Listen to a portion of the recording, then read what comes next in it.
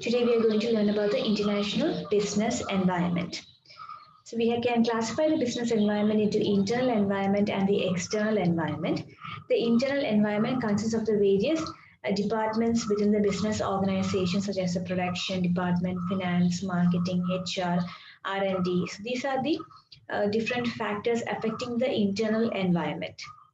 Now, the external environment has been classified into two, the external micro environment and external macro environment. External micro environment consists of the stakeholders of the business and the shareholders. So the shareholders, the creditors who has lent money to the business, the bankers and financial institutions, competitors, suppliers, market intermediaries, they are all having a influence or an interest in the business. So they constitute the micro environment. Now we are mainly concerned about the external macro environment. When it comes to international business environment, we have to look in detail at the external macro environment. It consists of the socio-cultural environment, technological environment, economic environment, political environment, and international legal environment. So we'll be looking into detail each of these points, the points which is noted down under the external macro environment. So let's start with the economic environment. So if a question is asked to explain the international business environment, you're going to focus on this last part, which is the external macro environment. So what is the economic environment? It refers to factors that contribute to countries' attractiveness for foreign business. What are those factors which make a country attractive for foreign business? What can attract investments from foreign countries? So it can be classified into three, the economic environment. We have to take into consideration the economy in the home country or the domestic country, the economy in the host country, that is the foreign country, and economy at the global level. When we are considering the economy in the home country, we have to take into consideration what is the economic policy of our country, what is the trade and commercial policies, what are the promotion and regulatory measures. These are three things that we need to consider within the country. So we have to be very conscious regarding whether the government is promoting international trade, whether it is supportive, whether it is offering any incentives to promote the business, whether it's giving us any subsidies or some other kind of a support, or whether they are imposing a lot of restrictions and laws and making it difficult for business to start. So if it's a liberal sort of government that is encouraging international trade, then it is easy to enter into the business and flourish. We have to mainly consider what is the economic policy and the trade and commercial policies. That is a target which is set by the nation regarding the level of foreign trade to be achieved within a particular year or within a specified period of time. So they will set a target, and in order to achieve that target, they will provide assistance to the various business organizations, and then they will try to earn foreign exchange through this international business. Now, what is the second one? The second one is the economy in the host country. With regard to the foreign country that we choose to enter into international business. See, first we have to consider the size of the market. Okay, often what the manufacturers do is they will take into consideration the size of the market in the foreign country before establishing their business there. If there's a huge population in that particular country, it means we have got that much market for that product. So a densely populated country is more favorable when compared to a less populated country, because a country with a good population offers a big market share. The second is the GDP, which is a gross domestic product. It's the value of all goods and services produced within a country during a specified period of time. So if the GDP rate is showing a constant growth, then it is an attractive feature for the investors. People will be willing to invest in those countries which has got a constant GDP rate. It shows the economic development and progress of the country.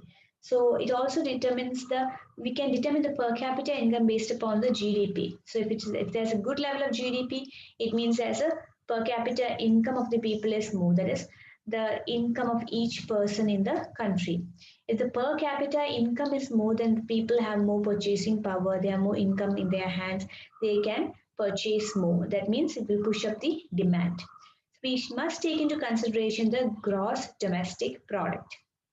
The third one is industrialization. Take into consideration the level of industrialization. See, if the industrialization is in a progressive stage, then it means that the companies that start up in that particular company can achieve progress, prosperity, and achieve their target profit level. So we must see the level of industrialization. If there is no particular progress in that particular area, it's best to just not invest in that country. Fourth one is banking. It's very important when it comes to international trade, right? In order to remit funds, in order to transfer funds from one country to another, in order to ensure the smooth functioning of the business, we need a good banking system. If the country in which we are planning to conduct business does not have a good banking facility, then we are not going to be very interested in starting up a business venture there, because it will affect all the transactions. Fifth one is purchasing power. See, in order to create demand, what should be there? First, there should be a desire for that particular product. Second, people must have the ability to pay, right? It's not just a fact that you want that product. Yes, of course, you want a lot of products, but can you afford to purchase that product? That is the second thing to be considered. Your ability to pay. Now, sometimes we wish to buy something and we do have the cash with us, but we are not willing to pay, right? We do not want to part with our money, or we have got some other important thing in our mind for which we need to spend money. So we'll restrain ourselves from purchasing that product. So in order to create a demand for a product, there should be a desire for the product, there should be ability to pay for the product, and there must be willingness to pay. So that is what they're saying. This ability to pay is what is known as purchasing power, the amount that people have with them to purchase. That is the purchasing power. If the income level of people is high, they have more purchasing power in their hands. They will purchase more products. It will create more demand in the market, and the business can flourish. So we will take into consideration the purchasing power of the people in the particular country in which we are going to invest our business. Next is foreign exchange. See, all exports are paid in foreign currencies, right? So imports are paid in foreign currency. So the country needs a sufficient reserve of foreign exchange. So what they will do is that they will promote exports in order to improve their foreign exchange reserve. And also, when we are starting a business in a country, we must see whether that country allows us for repatriation. See, we have established a unit in a foreign country. We are earning good profits. We'd like to take back some profits to our domestic country and invest that money in a domestic country's financial institution and earn an interest. But there are some countries that forbid us from doing it.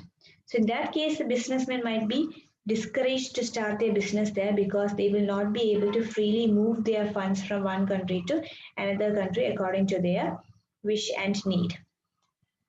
So the foreign exchange, the transferability of foreign exchange and the availability of foreign exchange are also factors that need to be considered.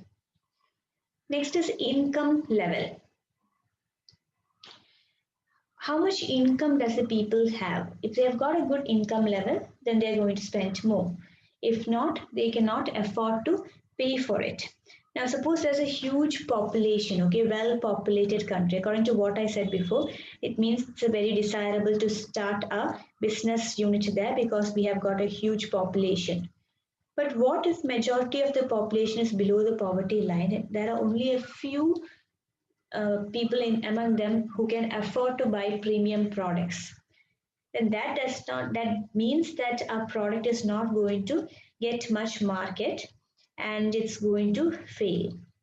So huge population does not necessarily mean that your business is going to get large amount of demand. You must also consider whether these people have got sufficient income with them to spend for that particular product.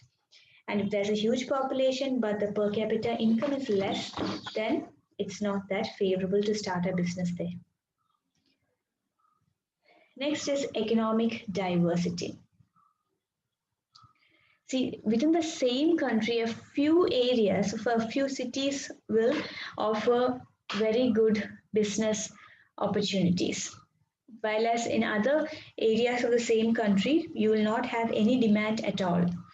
So we have to take into consideration which part or which state of a particular country is favorable for us to start our business, and we have to transport our products to that particular point. We also have to take into consideration the economy at the global level. See, there are various international organizations for regulating trade, and there are various international organizations in which you can become member countries, and they offer you a lot of trade facilities, and also you have to overcome the trade barriers in the international arena. So these factors, the trade barriers that are out there, the trade promotional activities offered by various member nations, the international organizations which are regulating international trade, all these have to be taken into consideration. Some of the international organizations are World Bank, International Monetary Fund, World Trade Organization, OPEC, preference given to members of NAFTA, ASEAN, etc. So all these need to be kept in mind while we choose a place for conducting foreign business. Moving on to the second type of environment, that is the social environment. See, many of the business concerns have failed because they did not actually understand the social environment of that particular country. So the first thing to be considered is the national taste. Some people, the people of a particular country or a particular culture will have some preferences, right? They will have a taste towards certain particular product. We have to understand their taste in order to cater to their needs. These people in Thailand, they prefer black color shampoo. Then Nestle offers a variety of instant coffee. Okay, there are a lot of, it's just not one variety, there are a lot of varieties when it comes to coffee, because in that country, they have different tastes, like people in different countries have different tastes. So we offer products according to their taste. Now suppose if it's a eatery out there, it's a hotel, and if the country that we have established, if the majority of the people are vegetarians, then we are going to specialize in vegetarian dishes more because of the taste of the people. Now, maybe in some countries, some colors are considered favorable. In Arab countries, green color is their favorite color. So in order to attract their attention, it's best to go for green color to attract them. And in Russia, red is widely used, even though it does not have any political implications. So this national tastes need to be kept in mind. Second one is language. See, when we are starting a business abroad, the people must be familiar with the language that you use to communicate with them. So it is best to learn the language of the locality so that you can convey your ideas more effectively to the employees. And also when you're putting up a tagline, keep in mind what that particular line would mean in a particular country. So sometimes we use the slogan "Body by Fisher," General Motors slogan "Body by Fisher," but in another country, it might the term "body" might mean a dead body, a corpse. So it will give a kind of a disgusting feeling to the person who's reading that tagline. And sometimes the slogan by Pepsi Cola, which is "Come Alive," it might mean come out of the grave to some of the people. So it's best to keep in mind which language they're using and put across your business idea in the language that they understand. Second is values and beliefs. See, some people have got some values based upon their religions and their belief, right? So because of your religion, you stay away from certain trade. Because of the religion, we prefer some colors. And there are a lot of things that regulate the activity based upon our values and beliefs. So these values and beliefs need to be considered. See, for example, in Holland, blue is perceived as feminine, while as it is perceived as masculine in another country. Green is the favorite color in Muslim world, but in Malaysia, they associate green color with illness. Now, white is a color which is used for weddings in some of the countries, but in China and Korea, it is used during the time of funerals. So we have to consider the values and beliefs of the people before we set up a business in a particular country. Now, demographic factors also need to be considered. What is the age? How much females and males are there? What is the family size? What is the occupation of the people in the country? So, all these factors need to be considered so that we can find out the segment of people that we are targeting, right? If our product is purely for children, then we'll have to choose a country where the population of the youngsters are more, and then we'll have to target these children to get demand for our product. If the product is female oriented, then we'll have to find a country where the female population is more and then target advertisements at them so that we can attract their attention. So the next one to be considered is the literacy rate. See, if you have got a good literacy rate in a particular country, it means people are well aware of all the latest goods and they would like to purchase premium products or quality products. So literacy rates also has got a influence on the demand. Then the female workforce. If you have got a strong female workforce, then the women will take decisions regarding some matters regarding to the household, right? They will decide what color to paint, they will decide what vegetables to buy. So these women workforce, if they are working, they do not need to depend on anyone to purchase the product. They have got money in their hands, they can buy when they want. So we could just influence them, create a desire and make them willing to pay. So the female workforce is more, then it's likely to create more demand for products. Now, double income families. See, if a particular country, if it's common for both the couples to work, then it means they have got more income and there will be demand for certain products in such countries. See, if it's a double income family, it means both of them are working, then there will be demand for fast food items, right? There'll be more demand for fast food items because after work, they will prefer to just buy something that is ready to eat instead of cooking food at home. So such products, and they will be purchasing exercise machines so that they can exercise while they are at home because they do not have time to go out for a walk or jog or anything. They will go for equipments, health equipments, and so electronic gadgets and all that. They have money and they are willing to pay.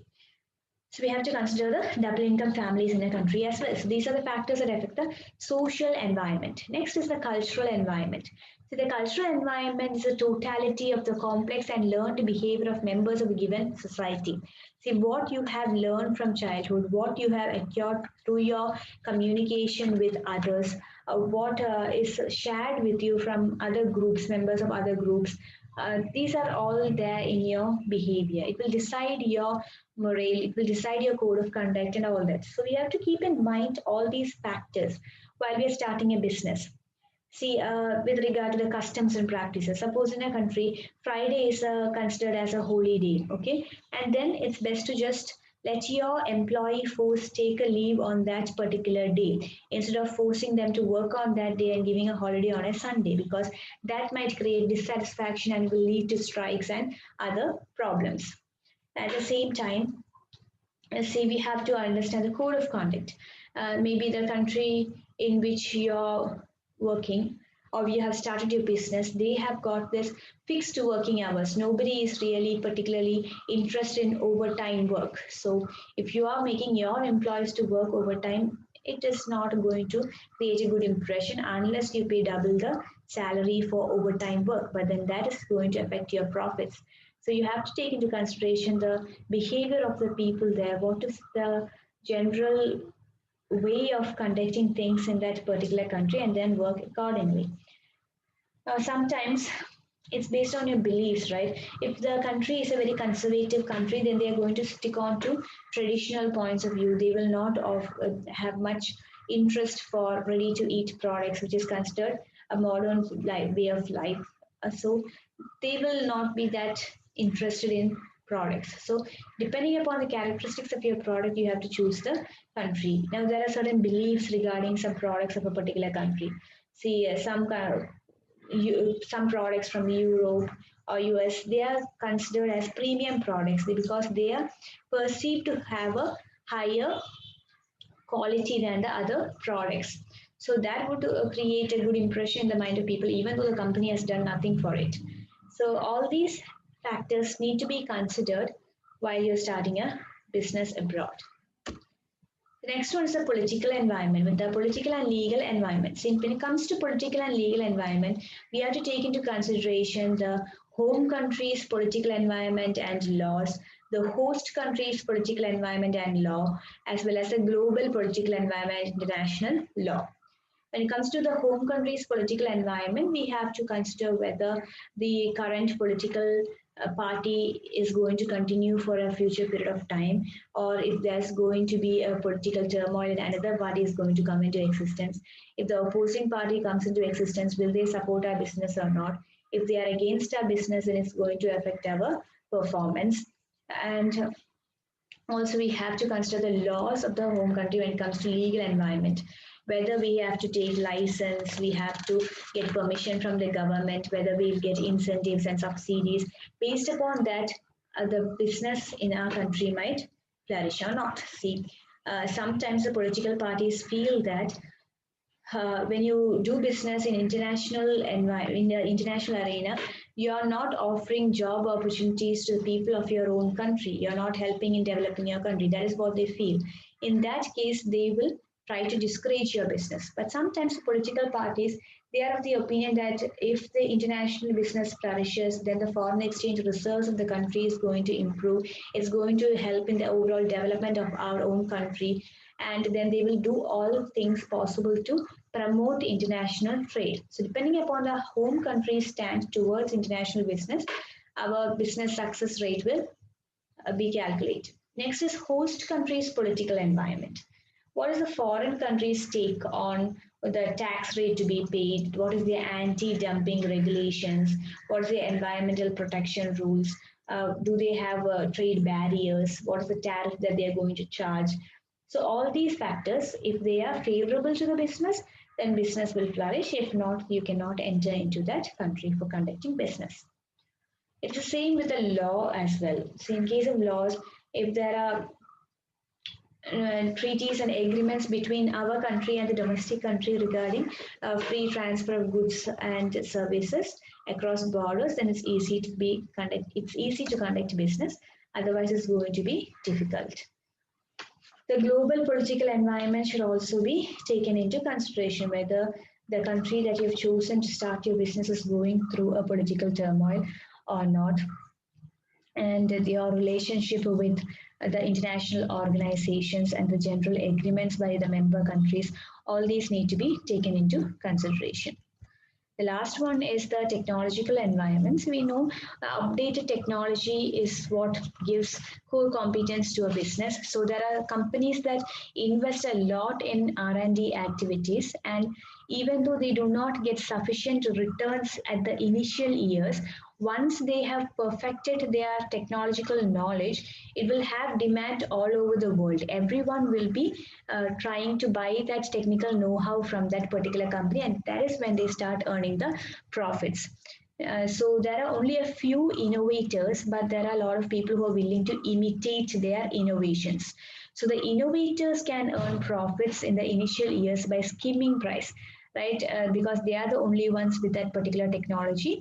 They can offer the particular technical know-how to someone else in another country at a very high rate of royalty. So that is with regard to the technological environment. So these are the various environments. I've shared the study material. Kindly refer that and prepare a lecture note. With that, we have completed our first module of international business. Thank you.